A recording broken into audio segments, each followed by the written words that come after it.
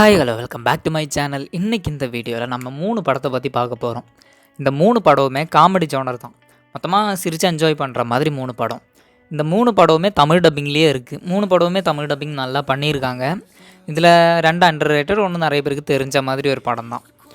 இதில் ஃபஸ்ட் என்ன படத்தை பற்றி பார்க்க போகிறோன்னா, ஹிட்மேன்ஸ் ஒய்ஃப்ஸ் பாடி கார்டுன்னு ஒரு படம். இது சீக்குவல் தான். ஃபஸ்ட் பார்ட் நான் பார்க்கல, செகண்ட் பார்ட்டு தான் பார்த்தேன். ஆனாலும் புரியும், 2வது பாகம் பார்த்தாலும் லீனியராக தான் இருக்கும், புரியும் நல்லாவே. 2வது பார்ட்டில் அந்த ஹீரோ ஹிட்மேன் ஒருத்தர் இருப்பான், சாமுவேல் ஜாக்சன் தெரியும்ல, அவருக்கு கொலைகாரனாக இருப்பார். அவருக்கு ஹீரோ ப்ரொடெக்ஷன் கொடுக்குற மாதிரி ஒரு கதை. அதுக்கு சும்மா காமெடியாக போயிருக்கும், எமோஷ்னலெல்லாம் கலந்து கொஞ்சம் கட்டி எடுத்து வச்சுருப்பாங்க. இது மட்டும்தான் கொஞ்சம் அழ வைக்கிறது, கொஞ்சம் அழலாம் வைக்க மாட்டாங்க, கொஞ்சம் எமோஷ்னலி கனெக்ட் ஆக்கி விட்ருவாங்க ஹீரோ கூட. அது கொஞ்சம் நல்லா அங்கங்கே ஒர்க் ஆச்சு. ரயன் ரெனால்ட்ஸ் நடித்ததுனால காமெடியும் நல்லா தூக்கலாக இருக்கும். கேரண்டீடாக சொல்லிடலாம், ரயன் ரெனால்ட்ஸ் இருந்தாலே காமெடி அதிகமாகவே இருக்கும். டெட்புல் பார்த்துருக்கீங்கள, அது மாதிரி. இது 18+க்கான ஒரு படம் தான். இது பக்கா 18+, ஆனால் ஒரு சில சீன்லாம் கொஞ்சம் இதுவாக இருக்கும், அதனால் 18+ படம் தான் இது. இது நல்லா போகும், காமெடியாகவும் இருக்கும், நல்லா ஃபன்னாகவும் இருக்கும். ஃபைட்டாக கடைசியில் ஒரு ட்விஸ்டெல்லாம் வச்சு கொண்டு போயிருப்பாங்க. அதனால் எனக்கு பெருசாக கடைசியில் பிடிக்கல. ஆனால் படம் நல்லாவே வச்சுருந்தாங்க, நல்லா டைரக்ட் பண்ணியிருந்தாங்க. படம் போக போக பிடிக்கும்.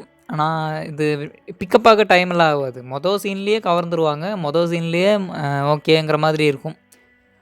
இதில் 2வது படம் என்னென்னா பேட்ஜஸ் ஆஃப் ஃபியூரி.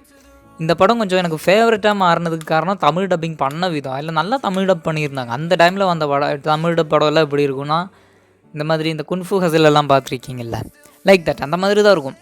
இந்த படம் கொஞ்சம் பயங்கரமாக கொண்டு போயிருந்தாங்க. இவங்க யோசிக்கலை, எதுக்குமே டைம் கொடுக்கல, எல்லாமே காமெடி தான். நம்ம லாஜிக்கெல்லாம் பார்க்கவே கூடாது. ஒரு ஸ்பூஃப் படம் எப்படி எடுப்பாங்க, இந்த தமிழ் படம்லாம் பார்த்துருக்கீங்களா, அந்த தமிழ் படம் சிவா நடிச்சிருப்பார்ல, அந்த தமிழ் படத்தில் வர்ற மாதிரி ஸ்பூஃப் படமாக இமேஜின். அதாவது ஒரு பண்ணும் அடித்தா பறக்கணும், அந்த மாதிரி இல்லை, அடிப்பாங்க எங்கேயோ போய் விழுவாங்கங்கிற மாதிரி லாஜிக்கே பார்க்கக்கூடாது.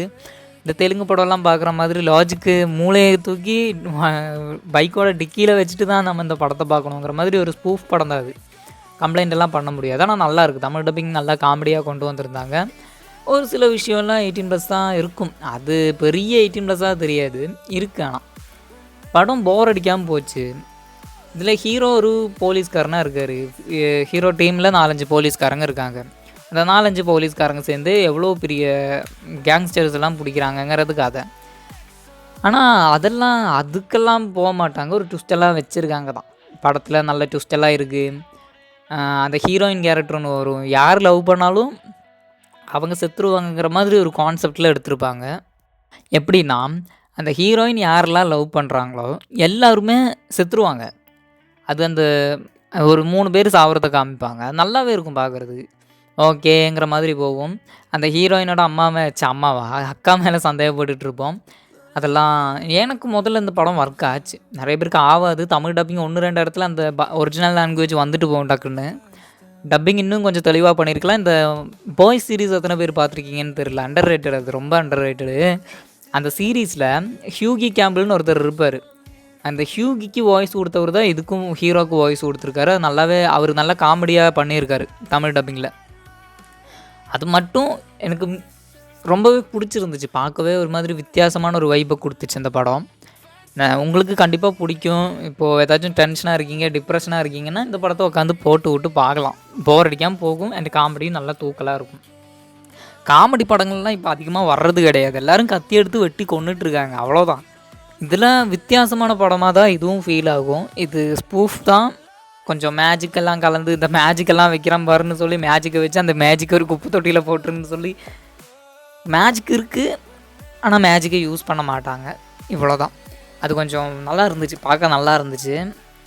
நடித்தவங்கெல்லாம் நல்லா தான் நடிச்சிருந்தாங்க, காமெடியெல்லாம் தூக்கலாக இருக்கும்.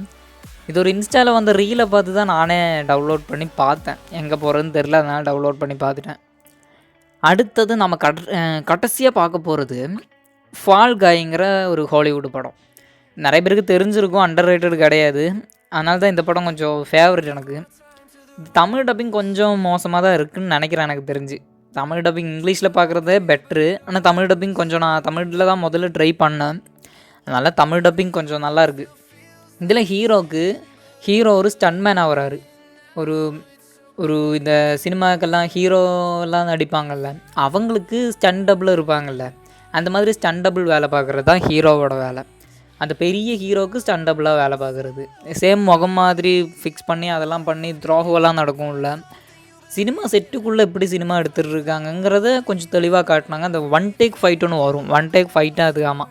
ஸ்டார் வார்ஸ் மாதிரி ஒரு அந்த வேறு உலகத்தில் நடக்கிற மாதிரி ஒரு சண்டை வச்சுருப்பாங்க. நல்லாயிருக்கும்.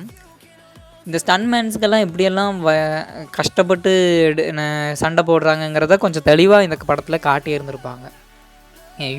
அவ்வளோதான். ஹீரோ ரயன் காஸ்லிங் இதில் நடிச்சிருப்பார். அவரோட மீமெல்லாம் பார்த்துருக்கீங்கள. ரயன் காஸ்லிங் பீக்காக நடிச்சிருக்காரு இதில். அதில் ஒரு சீனில் கட்டி போட்டிருப்பாங்க சேரில் அவரை.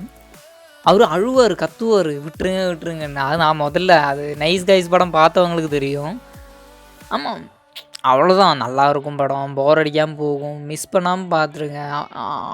ரயன் காஸ்லிங்காகவே பார்க்கலான்னு சொல்லுவேன். ஏன்னா அவரோட காமெடி ஹியூமருக்கெல்லாம் வேறு மாதிரி இருக்கும். ரயன் ரெனால்ட்ஸ் ஒரு மாதிரி காமெடி பண்ணுவார், இவர் வேறு மாதிரி காமெடி பண்ணுவார்.